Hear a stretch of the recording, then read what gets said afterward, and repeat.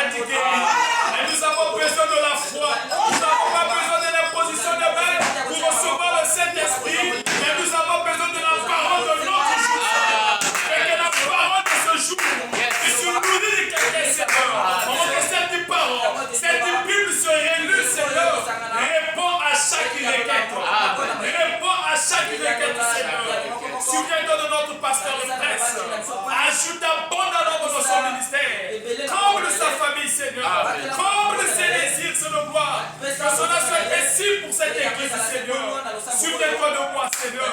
Écarte l'homme du chemin maintenant.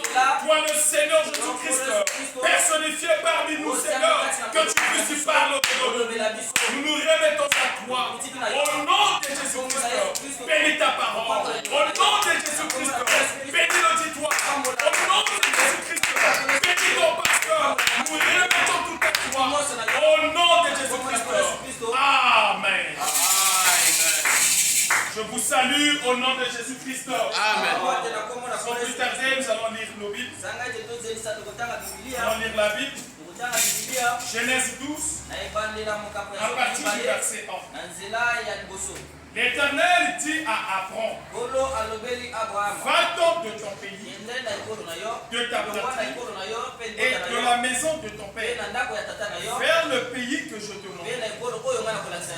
Je ferai de toi une grande nation et je te bénirai. Je rendrai ton nom grand. Deviens donc une source de bénédiction. Je bénirai ceux qui te béniront. Je maudirai ceux qui te maudiront. Toutes les familles de la terre seront bénies en toi. Amen. Amen. Prenons Hébreu 11. Hébreu 11, à partir du verset 8. C'est par la foi qu'Abraham, obéit à l'appel de Dieu, en partant vers un pays qu'il devait recevoir en héritage. Il partit sans savoir où y aller.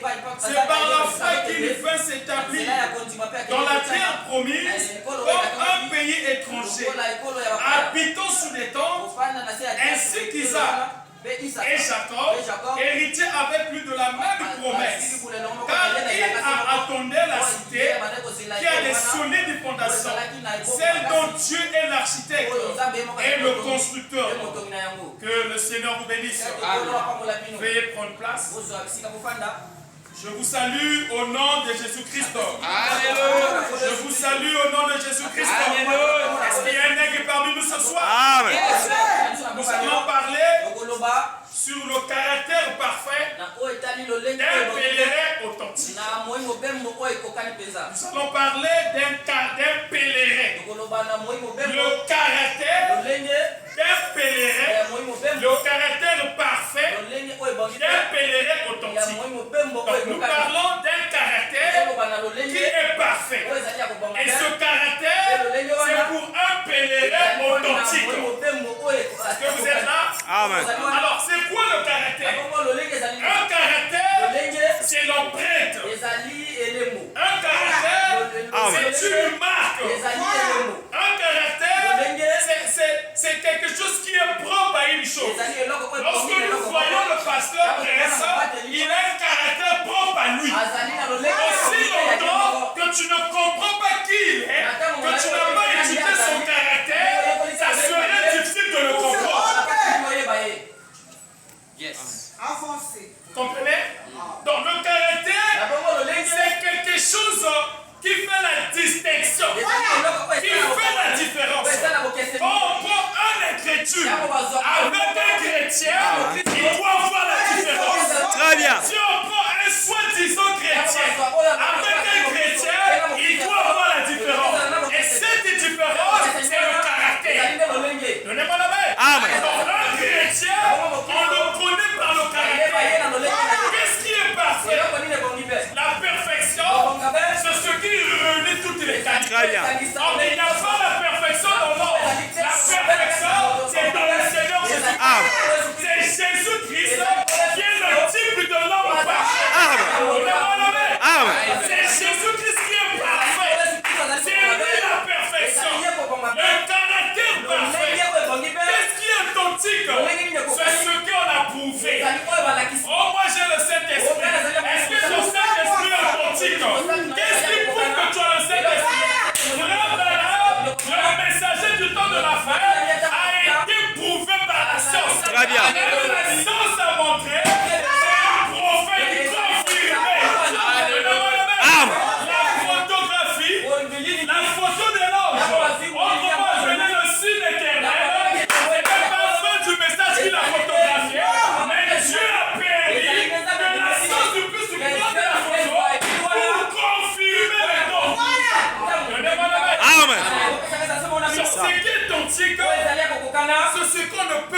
publié quelque chose d'authentique, quand l'œil voit, on reconnaît que c'est le lorsque l'œil voit, on reconnaît que ça c'est Dieu. L'homme ne peut pas falsifier cela.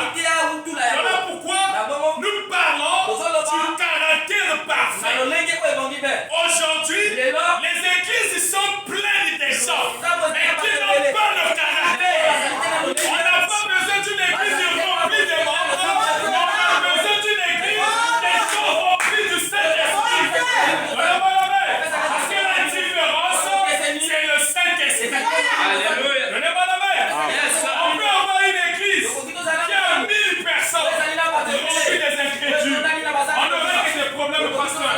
Mais si on peut avoir 2 ou 3, l'Écriture dit il y a 2 ou 3 sont revenus je suis au milieu d'eux.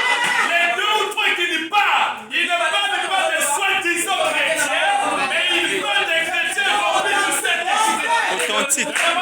Amen. Le message de frère là vient montrer la nature des gens. Ça vient manifester la vie des gens. Ceux qui sont de Dieu vont suivre pour la parole. Ceux qui ne sont pas de Dieu vont marcher pour la force. Amen. On vient à l'église. Est-ce que le pasteur est là? Qui va prêcher aujourd'hui? On va recevoir un invité. Oh là là. Amen. Tu es charnel. Je vais aller écouter on reçoit de Dieu selon nos attentes. Amen. Si tu viens à l'église pour que Dieu puisse te parler, Il va te parler. Amen. Si tu viens à l'église pour recevoir la bénédiction, tu vas le recevoir. Si tu viens à l'église pour être rempli du Saint-Esprit, tu vas le recevoir. Quel est ton objectif? C'est quoi maintenant un pèlerin? Nous avons parlé du caractère. Qui est l'empreinte? Le caractère, c'est l'empreinte. C'est une marque. C'est ce qui est propre d'une chose. C'est la distinction. Le parfait, c'est ce qui réunit toutes les qualités. Et je vous ai parlé, la perfection, c'est Jésus-Christ. Il n'y a pas un homme sous la terre qui est égal à Jésus-Christ. Il n'y a pas un homme égal à Jésus-Christ. Je parle de la personne du Saint-Esprit. Quand nous parlons de Jésus-Christ, nous voyons la personne du Saint-Esprit. Branham a prêché Jésus. Branham a dit tournez les regards vers Jésus. Très bien. Il n'a pas prêché sa propre vie. Toute sa vie, il a amené des gens à Christ. Et un vrai prédicateur n'amène pas des gens à lui, mais il amène des gens à Christ. On n'a pas besoin de la popularité. On n'a pas besoin de l'argent. On n'a pas besoin d'une rénovée. Mais on a besoin des chrétiens remplis du Saint-Esprit. Donnez-moi la main. À quoi bon prêcher 1000 personnes et après les amener tous à l'enfer? À quoi bon parler en langue après se retrouver à l'enfer? Donnez-moi la main. Un pèlerin, c'est un chrétien né de nous. Nous chantons. Je suis pèlerin étranger. Tu es un pèlerin étranger. Mais toi, tu es étranger. Tu ne connais même pas les jours du culte. Oh là là. Moi, je suis un pèlerin. Mais toi, tu n'es pas l'église. On te voit en train de vendre. Vendredi, tu n'es pas l'église. Tu n'appelles même pas les diacres. Tu es incrédule. Donnez-moi la main. Amen. Dit, peu importe ton problème, il faut appeler le guide. Tu vas appeler mon pasteur. Je ne serai pas à l'église sur là. Le pasteur comprendra. Le frère est tel, il n'est pas là par rapport à cette situation. Une brebis ne peut pas être plus spirituelle que son pasteur. Non, non. Si tu es plus spirituel que le nom du pasteur, ta place n'est pas ici. Donnez-moi la main. Amen. Pourquoi aujourd'hui les chrétiens n'arrivent pas à donner la première place à Dieu? C'est la raison même par laquelle les écrits du message ne sont pas bénis. Donnez-moi la main. Amen. Nous ne sommes pas bénis matériellement parce que nous ne savons pas ce qui donne la force de la bénédiction. Les démons que nous critiquons, quand nous partons là-bas le mercredi, le vendredi, c'est plein mort. On prêche un évangile d'aveuglement. Mais il y a l'évangile de la vie. Le 7e saut. Le saut du retour. On a compris les sauts. On gloire à Dieu. Mais quand on regarde la vie, il n'y a rien. C'est parce qu'aujourd'hui, les pasteurs ont fabriqué des chrétiens intellectuels. C'est au niveau de la pensée. Il n'y a pas eu de nouvelle naissance. Il n'y a pas eu de conversion. C'est ça. On a des chrétiens hybrides dans les églises. On a des pasteurs hybrides. Ils prêchent autre chose.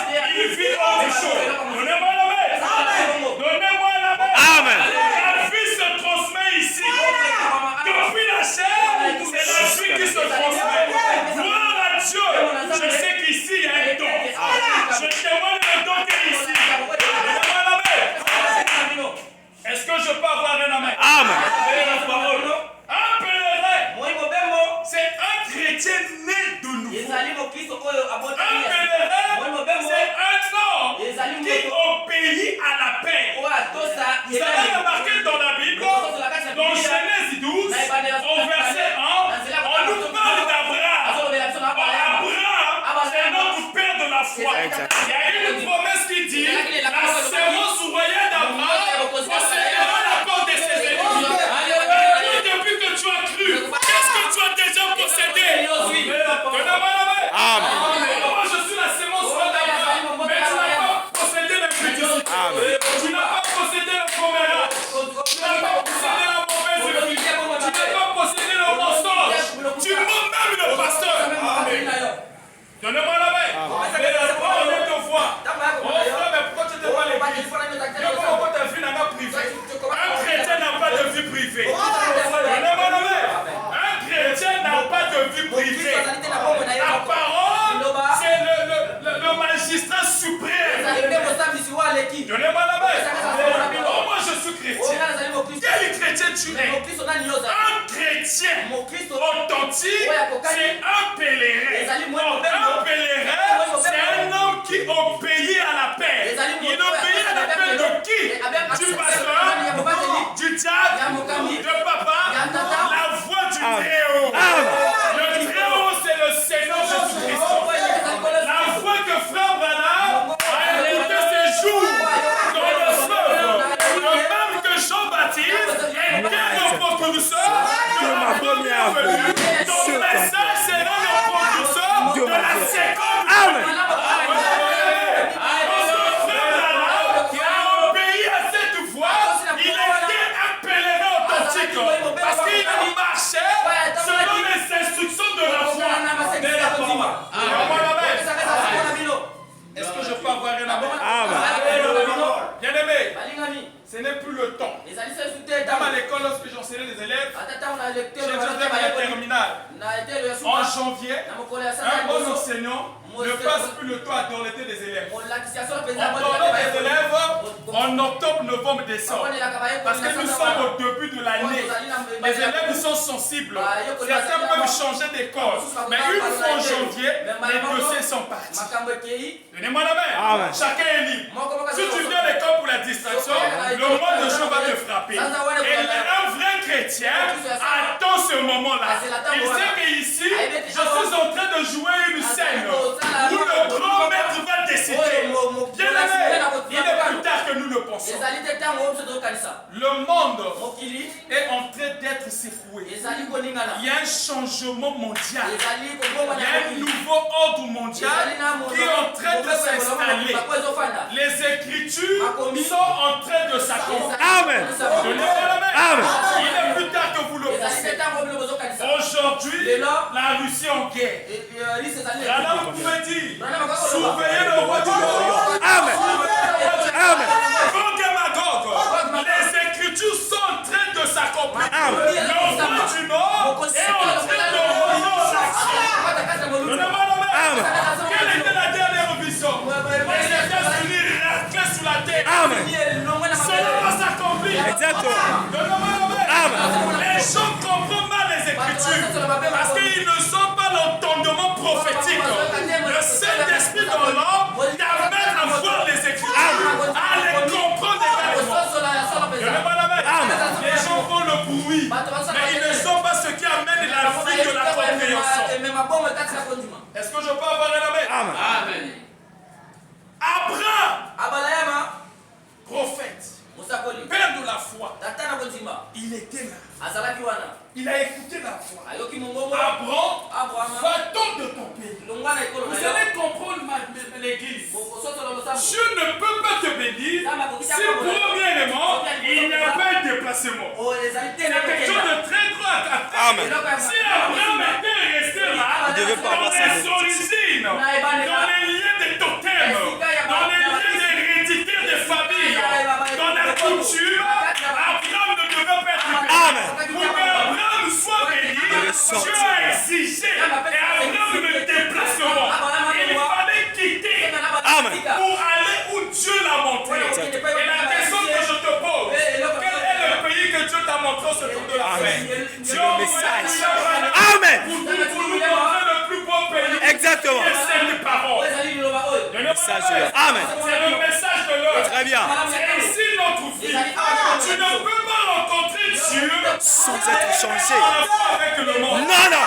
Oh, moi je suis chrétien. Tu marches tous les jours des païens.